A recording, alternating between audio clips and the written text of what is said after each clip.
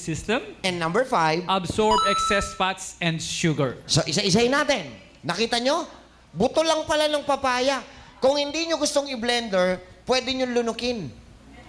Kumuha kayong kutsara, isang kutsara lunukin everyday, makakatulong mo sa inyo. Darna! Sige, game. Eating papaya seed helps prevent kidney failure problems and also helps treatment when you are already suffering from this problem. Okay. For this case especially, we recommend chewing 7 papaya seeds 7 times a day. Okay, eating papaya seeds help prevent kidney failure problem.